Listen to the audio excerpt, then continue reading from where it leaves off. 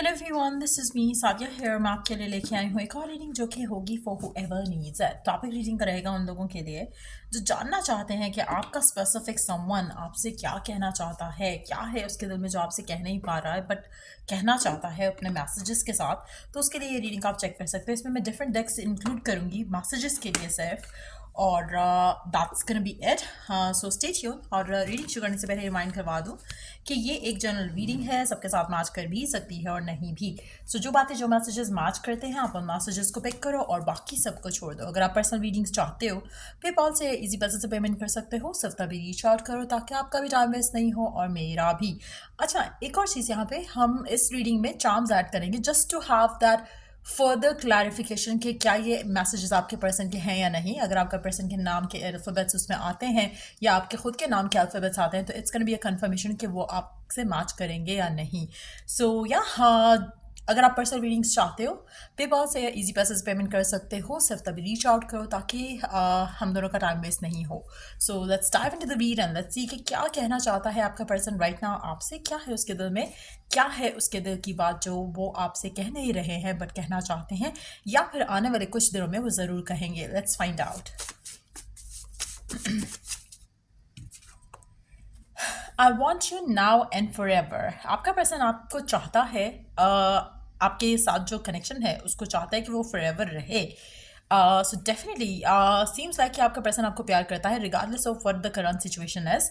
चाहे आप in touch हो, आउट ऑफ टच हो, बट येस आपका पर्सन आपको चाहता है। I have moved on but I still love you. अच्छा, आप में से कुछ लोग ऐसे भी हो सकते हैं कि आपका पर्सन और आपके दरमियान में डिफरेंसेस हैं। हो सकता है मूव ऑन कर चुका हो। When it says move on का हमेशा मतलब ये नहीं होता कि मूव ऑन कर चुके हैं आपसे टुवर्ड्स अनदर पर्सन, बट ये पॉसिबल है कि वो मूव ऑन कर चुके हैं और हो सकता है कि उन्होंने अपने ड्रीम्स डिज़ायर्स को आपके ऊपर तरजीह दी हो, आपके ऊपर प्रेफरेंस दी हो। तो हो सकता है कि वो अपनी ज़िंदगी में आगे तो बढ़ चुके हैं लेकिन दे स्टिल लव यू, ऐसा वो आपसे कहना चाहते हैं। I look for you everywhere. अगर आपका पर्सन राइट नाउ सिंगल भी है या कमिटेड भी है, दोनों सिचुएशन में वो पर्सन आपको आप तरह के लोग या आपको ढूंढते हैं। हो सकता है कि अगर आप सेम सिटी सेम कंट्री में रह रहे हो सकता है when the person comes to your city या आपके घर के आसपास से जब वो गुजरते हैं तो वो लुक फॉरवर्ड करते हैं कि आप पे आपके साथ वो बम्प कर जाएं या आपको कहीं ना कहीं मिल जाएं, किसी सुपरमार्केट में, किसी मॉल में। So definitely they look forward to have the meeting. आप में से कुछ लोग ऐसे हैं जहाँ पर आपका पर्सन शायद एक्सप्रेसिव नहीं है बिल्कुल भी और चाहता है कि खुद ही से कुछ ऐसे सर्कमस्टांसेस डेवलप हो जाएं जहाँ पे आप दोनों एक दूसरे से मिल लो, बट एक्शन नहीं ले रहा। But at the same time मुझे लगता है कि आपका पर्सन स्टिल चाहता है आपको, चाहता है कि आपका कनेक्शन उसके साथ हमेशा रहे। लेकिन एक चीज़ यहाँ पे मैं मेंशन करूँगी, दोनों कार्ड्स के साथ एक चीज़ बहुत क्लियर होती है कि पर्सन नॉन कमिटल लग रहा है यहाँ पर, क्योंकि वो चाहता है कि आप उसकी ज़िंदगी का पार्ट बनो। वो चाहता है कि सिचुएशन जो है वो साथ रहे, आप दोनों एक दूसरे के साथ रहो, लेकिन एट द सेम टाइम मुझे लगता है कि कमिटमेंट जो है वो यहाँ पे दिख नहीं रही है। इवन तो वो चाहता है कि आप उसको नज़र आओ या आपसे बातचीत हो उसकी, but at the same time एक होता है ना कि कमिटमेंट ऑफर करना या फिर अपने इमोशंस को एक्सप्रेस करके चीज़ें आगे ले जाना, वो दिख नहीं रहा है यहाँ पे। लेट्स सी मोर मैसेजेस और क्या कहना चाहता है आपका पर्सन आपसे, क्या है उसके दिल में। Okay, not gonna take all these cards. जो 2 कार्ड्स खेले हैं उसको ऐड करेंगे और साथ में हम दूसरा डेक यूज़ करेंगे। Let's see. Can you forgive me. आपका पर्सन आपसे फॉरगिवनेस सीख करना चाहता है। अगर उसने किसी और चीज़ को चूज़ किया आप पे, किसी और पर्सन को चूज़ किया आप पे, मुझे लगता है कि वो चाहता है कि आप उसे माफ़ कर दो। हो सकता है कि राइट नाउ उसको अपने किए हुए पे पछतावा हो रहा हो या रिग्रेट कर रहा हो अपने डिसीजंस को लेकर, लेकिन एट द सेम टाइम वो आपको मिस भी कर रहा है। वो चाहता है कि आप उसको फॉरगिव कर दो। You are my soulmate. आपका पर्सन को लगता है कि आप जो हो उसके सोलमेट हो, but at the same time मुझे लगता है कि पर्सन जो है इसको गिवन सिचुएशन में जो है कमिटमेंट जो है वो नहीं देनी है। कमिटमेंट वाला रिलेशनशिप जो है वो नहीं चाहिए, शादी की तरफ लीड करने वाला, स्टेबिलिटी वाला रिलेशनशिप नहीं चाहिए। उसको लगता है कि कनेक्शन आपका स्ट्रांग है, देयर इज समथिंग मोर जो कि वो आपके लिए फील करते हैं जो उन्होंने किसी के लिए फील नहीं किया, but at the same time commitment वाली चीज़ जो है वो मिसिंग लग रही है यहाँ पर। Let's see more messages. क्या कहना चाहता है आपका पर्सन आपसे। Okay, be patient with me please. अच्छा, या इस कार्ड के साथ एक थोड़ा जो एक पॉजिटिविटी का हिंट मिलता है वो ये है कि पर्सन चाहता है कि वो आप को खोए ना और आप उसके साथ पेशेंट रहो, और वो ताकि उसके पास एक ऑप्शन हो कि वो आपके पास वापस आ सके। सो डेफिनेटली वो नहीं चाहता कि आप मूव ऑन करो। हो सकता है कि आपके पर्सन ने आपके ऊपर अपने बाकी गोल्स को प्रेफरेंस दी हो, और वो चाहता है कि आप उसका वेट करो और वो आपके पास वापस आए, और वो विश करेगा कि आप उसको फॉरगिव कर दो। You are and you will always be my forever love.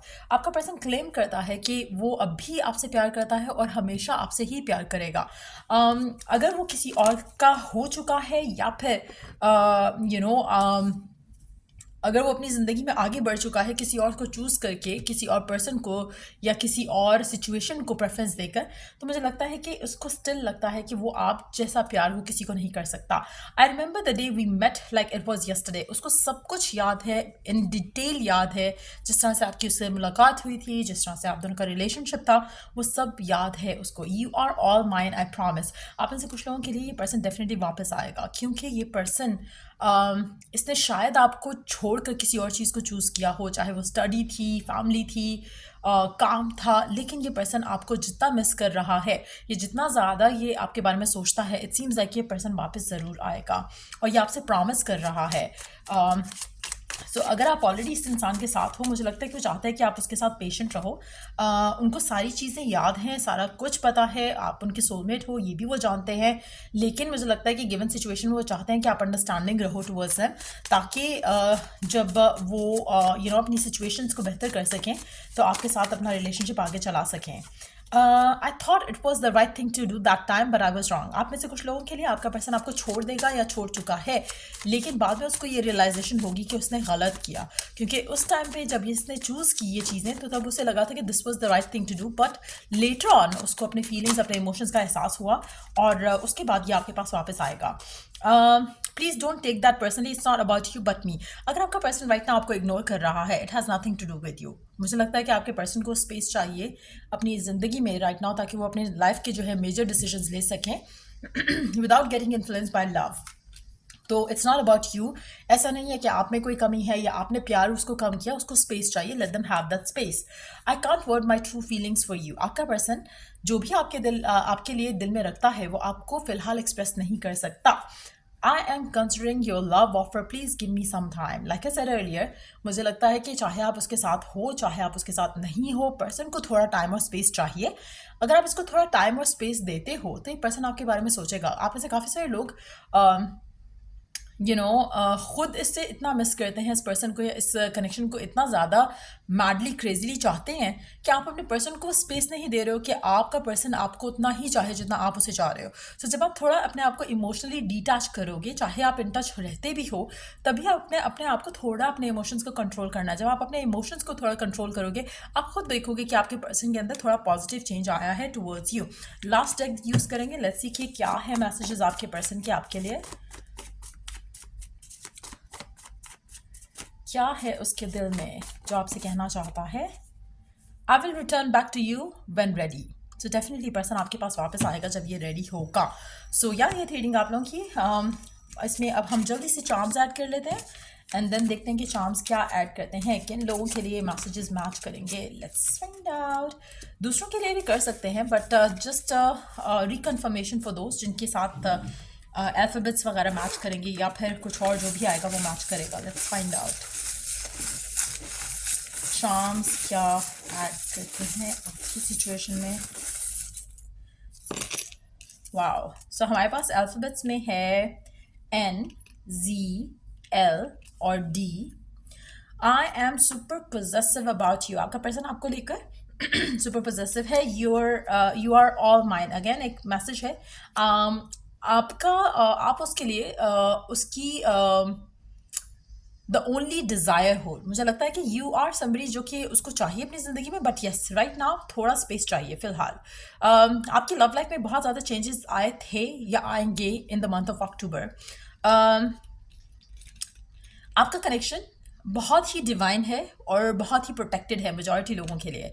आप में से कुछ लोग वाटर साइंस हो सकते हो, या वाटर साइंस को डील कर रहे हो सकते हैं। आप में से मेजॉरिटी लोगों के लिए जो कम्युनिकेशन है आपके पर्सन के साथ, उसमें जो है बहुत ज़्यादा एक स्पेस की डिमांड है, आपके पर्सन के एंड से। मुझे लगता है कि चाहे आप इन टच भी हो, तो आपका पर्सन आपसे चाहेगा कि आप अंडरस्टैंडिंग रहो टुवर्ड्स देम, उनकी गिवन सिचुएशंस को लेकर। ऐसा नहीं है कि पर्सन आपके बारे में सोचता नहीं है या मिस नहीं करता, लेकिन फिलहाल उसको आपने स्पेस देना है। जितना ज़्यादा स्पेस दोगे उतना आपके रिलेशनशिप के लिए अच्छा रहेगा। अम,